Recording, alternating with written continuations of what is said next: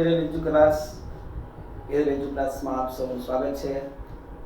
ગયા લેક્ચરની અંદર આપણે દ્વિતીય વિકલન તેના ઉદાહરણ જોયા હતા અને મહત્તમ અને ન્યૂનતમ કિંમત એની થોડીક સમજૂતી આપેલી હતી. હવે જુઓ, આ લેક્ચરમાં આપણે જોવાનું છે વિધેયની મહત્તમ કિંમત, ન્યૂનતમ કિંમત અને તેની શરતો. વિધેયની મહત્તમ કિંમત કોને કહેવાય? 1 માર્કમાં પૂછાય તો એ વ્યાખ્યા. પછી તેની શરતો પૂછાય કે વિધેયની મહત્તમ કિંમત થવા માટેની શરતો કઈ, તો એ શરતો 1 માર્કમાં પૂછાય કે 2 માર્કમાં બંને ભેગું પૂછાય કે. એવી રીતે વિધેયની ન્યૂનતમ કિંમત, તો વિધેયની ન્યૂનતમ કિંમત માટેની વ્યાખ્યા, ન્યૂનતમ કિંમત મેળવવાની શરતો, તો આ આજે જોવાનું છે. હવે જુઓ, સૌથી પહેલા જોઈએ આપણે વિધેયની મહત્તમ કિંમત.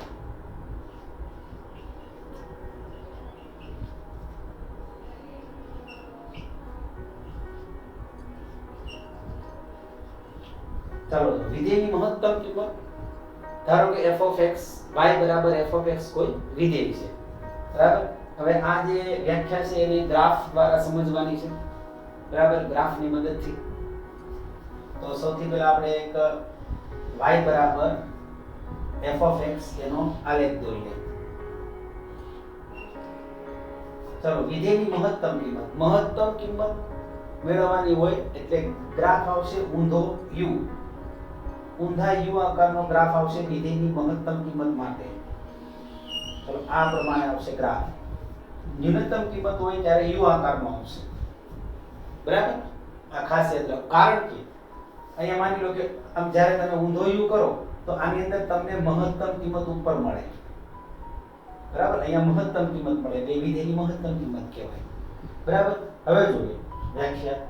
ધારો કે y બરાબર f of x, પેલા આ ગ્રાફની અંદર સમજૂતી આપી દો. ધારો કે y બરાબર f of x કોઈ વિધેય છે. હવે અહીંયા માની લો કે અહીંયા જે મહત્તમ બિંદુ છે, બરાબર, ત્યાં x બરાબર a છે. x બરાબર a. x બરાબર a આગળ વિધેયની કિંમત f of a છે. f of a એટલે ખરેખર આ હાઈટ થાય. અહીંથી માની લો કે અહીંથી x બરાબર a સુધી તમે અહીંયા આવો, બરાબર, તો f of a એટલે અહીંયા આ આવશે, આ બિંદુ આવે, આ કહેવાય અહીંથી f of a, બરાબર. x બરાબર a આગળ વિધેયની કિંમત f of a છે. આ જે છે મહત્તમ કિંમતનો વ્યાખ્યાનું પહેલું વાક્ય, બરાબર. તો વ્યાખ્યા, ધારો કે y બરાબર f of x કોઈ વિધેય છે, બરાબર. આ એનો વક્ર આપેલો છે, y બરાબર f of x કોઈ વિધેય છે. હવે x બરાબર a આગળ, x બરાબર a આગળ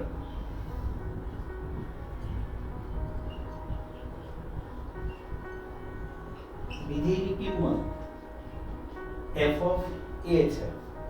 ચાલો, અહીંયા વિધેયની કિંમત f of a છે.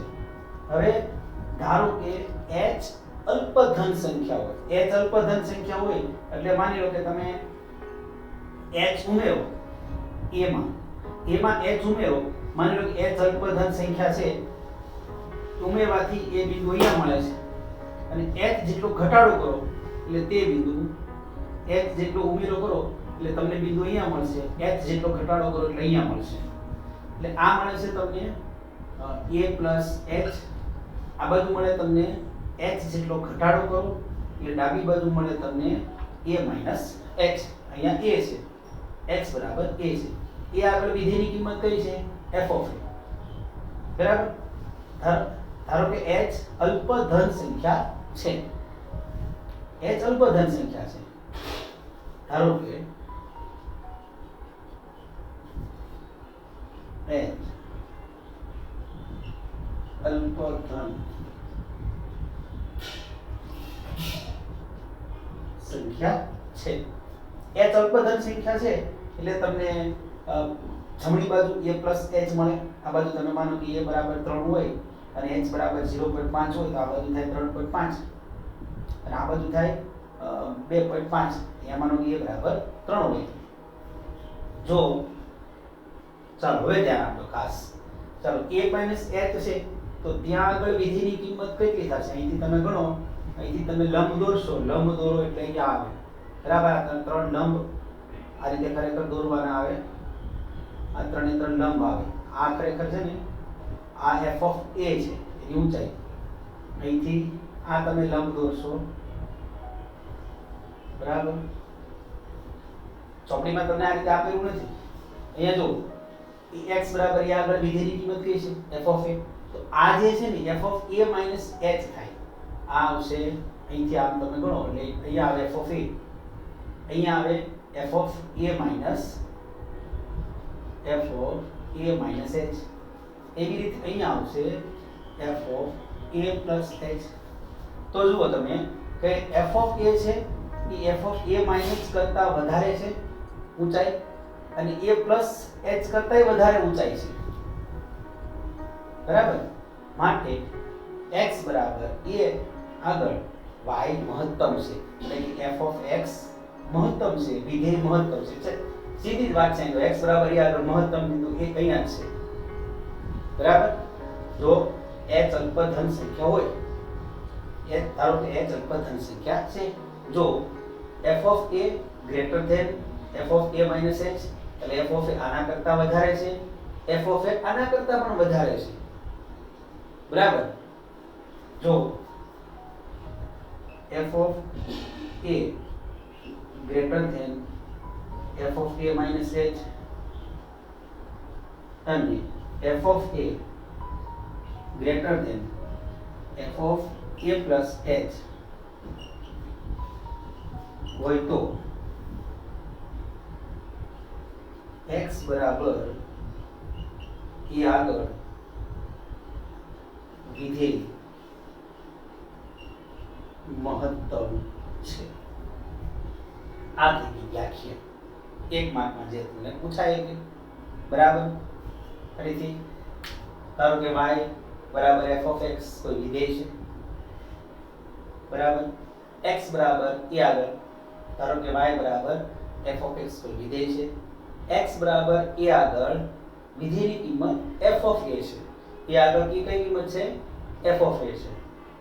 ધારો કે h અલ્પધન સંખ્યા છે.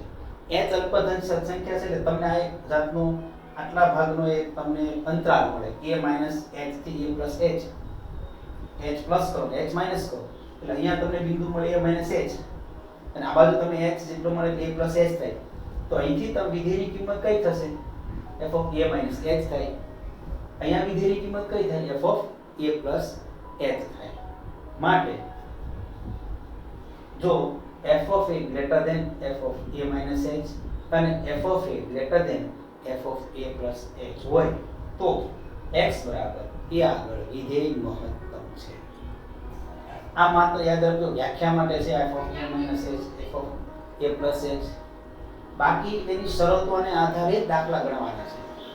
આ માત્ર વ્યાખ્યા માટે છે બરાબર. એની શરતોને આધારે દાખલા ગણવાના છે. તો વિધેયની કિંમત મહત્તમ થાય તેની શરતો કઈ બરાબર એ આપણે જોઈએ. લખી નાખો.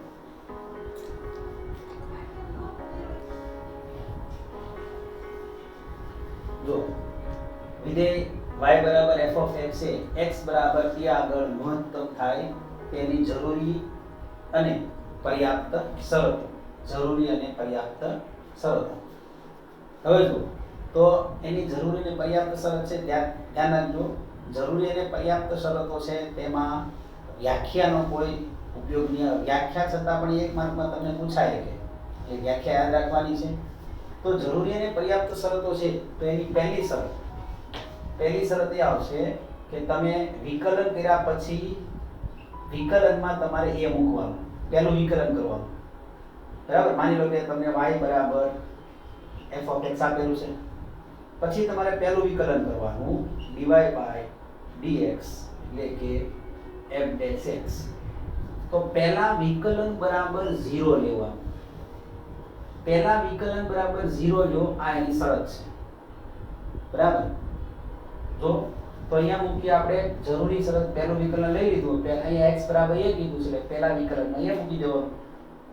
બરાબર, તો f ડેશ a બરાબર 0. યાદ રાખજો, આ આપણે જ્યારે દાખલા ગણશું ને ત્યારે ઉપયોગી છે. કે તમને અહીંયા વિધેય આપેલું છે. બરાબર, વિધેયનું પહેલું વિકલન કરવાનું. પહેલા વિકલન બરાબર 0 લઈ અને પછી તમારે x ની કિંમત મેળવવાની છે. માની લો કે x બરાબર 1 તમને મળ્યા. બરાબર, તો x બરાબર 1 કઈ રીતે મળશે? તમને પહેલું વિકલન 0 લેવાથી મળશે. x બરાબર તમને એ પહેલું વિકલન 0 લેવાથી મળે. બરાબર, એક ઉદાહરણ આપણે લઈએ, વિધેય લઈ લઈએ. માનો કે f of x બરાબર 3x² + 6 છે. બરાબર, 6x લઈએ. ચાલો આનું પહેલું વિકલન કરીએ. f ડેશ x ઘાત આગળ આવે 6x + 6. પહેલા વિકલન બરાબર આપણે 0 લઈએ, તો પહેલા વિકલન બરાબર 0 લઈએ એટલે પહેલું વિકલન છે f ડેશ x બરાબર 0 માટે 6x + 6 બરાબર 0. x બરાબર -6/6 એટલે માઈનસ છે. એનો અર્થ એ થાય કે x બરાબર -1 તમને મળ્યા. હકીકતમાં આ જે કિંમત મળી એને સ્થિર બિંદુ કહેવાય. જે જગ્યાએ અહીંયા x બરાબર -1 આગળ વિધેયની કિંમત મહત્તમ કે ન્યૂનતમ કોઈ પણ મળી શકે. વિધેયની કિંમત મહત્તમ કે ન્યૂનતમ ગમે તે મળે. હવે આપણે કેમ ખબર પડે કે x બરાબર -1 આગળ મહત્તમ છે કે ન્યૂનતમ છે? તો એના માટે જરૂરી છે બીજું વિકલન. બીજું વિકલન કરવાનું. બરાબર, બીજું વિકલન કરીએ એટલે કે f ડબલ ડેશ a, અને બીજા વિકલનમાં તમે a મૂકો એટલે તમને એ ઋણ મળે, <0. આ બીજી શરત એવી. જરૂરી ને પર્યાપ્ત શરતમાં જરૂરી શરત અને પર્યાપ્ત શરત. બરાબર, બીજું વિકલન કરવાનું. બરાબર, આ સ્થિર બિંદુ છે. અહીંયા વિધેયની કિંમત મહત્તમ કે ન્યૂનતમ કોઈ પણ મળી શકે. બરાબર, અને હવે જોઈએ આપણે કે અહીંયા x બરાબર -1 આગળ આ વિધેયની કિંમત મહત્તમ છે કે ન્યૂનતમ છે? તો બીજું વિકલન કરો. બીજું વિકલન એટલે આપણી પાસે તો આ પહેલું વિકલન તો છે, તો એનું વિકલન આપણે કરવાનું છે પહેલા વિકલનનું. તો પહેલા વિકલનનું વિકલન કરો એટલે બીજું વિકલન થાય f ડબલ ડેશ x આગેલા થશે. x નું વિકલન 1, 6 નું વિકલન 0. હવે તમે જો x ની જગ્યાએ -1 મૂકો. -1 મૂકો એટલે x તો આમાં છે નહીં, તો 6 જવાબ જ આવશે. એમ મૂકી દો તમે f ડબલ ડેશ ઓફ -1 બરાબર 6/6 એ આવશે >0. >0 છે એટલે યાદ રાખજો કે વિધેયની x બરાબર -1 આગળ વિધેયની કિંમત ન્યૂનતમ થશે. જે આપણે બીજું જે શીખવાનું છે તે. અહીંયા તો >0 આવ્યું, પણ આવું જોઈએ <0. જો >0 આવ્યું એટલે વિધેયની કિંમત ન્યૂનતમ થાય, <0 આવે તો વિધેયની કિંમત મહત્તમ થાય. આપણે દાખલામાં આ રીતના દાખલા ગણવાના છે. પણ ખાસ યાદ રાખજો કે જરૂરી ને પર્યાપ્ત શરત કઈ છે? f ડેશ a બરાબર 0, અને બીજી શરત પર્યાપ્ત શરત f double dash of a less than 0. ખાસ યાદ રાખજો x બરાબર a આગળ મહત્તમ થાય તેવી શરત. એક માર્કમાં તમને પૂછાય છે, અને બે માર્કમાં તમને વ્યાખ્યા અને આ ભાગ આટલું તમને પૂછાય કે. બરાબર, ચાલો તો હવે આવતા લેક્ચરમાં મળીશું આગળ ન્યૂનતમ કિંમત માટે. બરાબર.